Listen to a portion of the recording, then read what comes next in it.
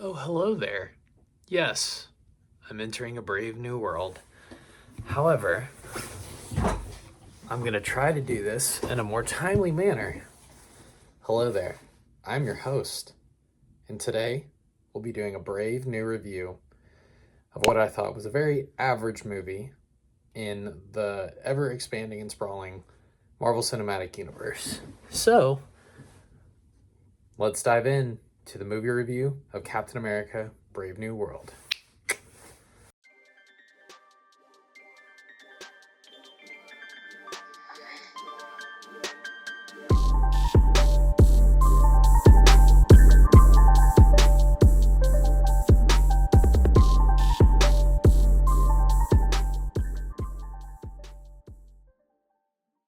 And so before I make myself look even more of a fool, I'm going to take this off and adjust my hair, which is very long, back to where it should have been in the first place. This movie was watchable. It is a movie that exists. It is the fourth entry in the Captain America franchise, and this one is the first one to not have Chris Evans as Steve Rogers in the front running role. Anthony Mackie as Sam Wilson has now taken over that role as, should I say, Captain Falcon? I mean Captain America, which, in my opinion, it should have been Bucky Barnes, the Winter Soldier, as Captain America. That would have been even more poetic, but Sam Wilson is the Captain America that we got. He's not a bad Captain America. He's definitely a little bit more compelling in terms of he doesn't have the super soldier serum, which is great. A hero that has to earn his way and aspire to be something versus already being something is really cool to me. But the way it was arrived at still felt kind of rushed. I liked how this movie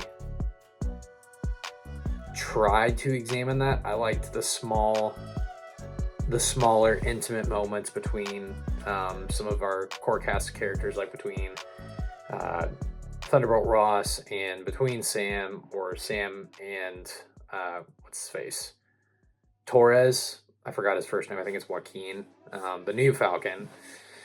Those were fun, and I did appreciate how they were trying to achieve something similar to the Winter Soldier, and they started making the MCU plot threads feel a little bit more cohesive in the multiverse saga.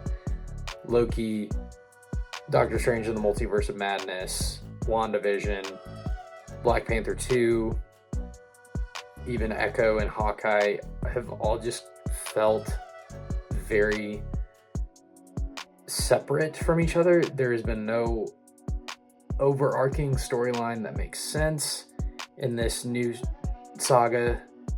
There also haven't been any anchoring characters. In the Infinity Saga, you had Iron Man, you had Captain America, you had Thor as your core three, who were grounding the saga in basically your protagonist roles. And in this saga, you don't have that. Marvel Studios had the opportunity to do that with one of four different characters: Doctor Strange, Scarlet Witch, Spider-Man, or Thor. Those would have been the best options for the multiverse saga to have their Tony Stark-esque figure. I would have preferred for it to be Doctor Strange or Scarlet Witch because, in my opinion, they're the two most compelling characters with the most interesting worlds and stories in the comics. Scarlet Witch is a loose cannon. She's either a hero or a villain. Doctor Strange is, who knows what he is. He's always doing something for the greater good, but we know he's actually doing it for the greater good of others, or the greater good of the reality that he's in, or for the greater good of his own agenda, because he's very similar to Tony Stark. But I'm getting on a tangent. Anyways, it was better than the Marvels, which that's a pretty low bar to clear, let's be honest. But at the same time, this movie did have some of that signature humor that was lacking in some previous entries. It had really good action sequences. I mean, the fight scenes with the Red Hulk were pretty good. There were some You could definitely tell they were filmed on a soundstage just by the confines of the one digitally rendered road that Captain America and the Red Hulk were fighting on. There were also some like very tender emotional moments between Thaddeus Thunderbolt Ross talking about his daughter. That was nice. Sam was trying to struggle to be the new Captain America. Some hero's journey tension. You had that in there. You had some cohesion from the Eternals, which finally they addressed the giant metal head sticking out of the Indian Ocean for the first time in 4 years, which was great. But this movie was a mixed bag overall, unfortunately. While some of the various threads from the multiverse saga were starting to tie themselves together for the eventual meeting of the Avengers, the visual effects still looked overcooked. The story was a bit disjointed. There wasn't a ton of character development, and there wasn't really a lot of emotional payoff at the end. There were some nice moments between a couple characters, but at the same time, this just didn't really feel like a Captain America movie. They were trying to go for a Winter Soldier feel, but they didn't fully capture it. It felt more like a passing shadow of what Winter Soldier was and what a masterpiece it was. A lot of the elements that made Winter Soldier a phenomenon were barely there. Some plot threads were there, but that was the only passing semblance this had to a Captain America movie, in my opinion, other than there being Sam Wilson carrying the Cap shield and wearing the Captain America tights. That was about it. And I'm trying really hard to be positive here overall, but this was a very mid-rim movie for me. It's entertaining. I'll watch it again on streaming, but I would say at the moment it's a mixed bag. I'd like to say there's more positives, but at the same time, why were various factions within this movie going after, well, this is not a spoiler because it's literally in the most recent trailers. Why were they going after the adamantium on Celestial Island? I have no idea. There is no explanation as to why. It has no other tie-in to the movie other than it exists. And then why is Gamora Thunderbolt Ross paying off Giancarlo Esposito's character Sidewinder if they're enemies but they're working together? And then he's also doing this thing with the villain, who I'm not going to say who it is because I don't want to spoil anything for you guys. A lot of the motivations just did not make any sense. Sam Wilson's story also just, again, it felt like a pale imitation of something that had come before it. And all I can think was, you guys had 4 rounds of reshoots and you couldn't figure out a better script or a better overall story. That is where Marvel really fumbled the bag. It just felt like they were trying so hard to get this movie out there instead of actually focusing on the grounded nature that made Winter Soldier a success. I'm comparing it a lot to Winter Soldier, but that's because Winter Soldier was amazing. It made sense and it took risks, but it was a Captain America story inside of the larger Marvel Cinematic Universe. This was a Marvel Cinematic Universe movie wrapped up in the Captain America banner. Like I said before, that's a double-edged sword. I think in the end it will work in its favor.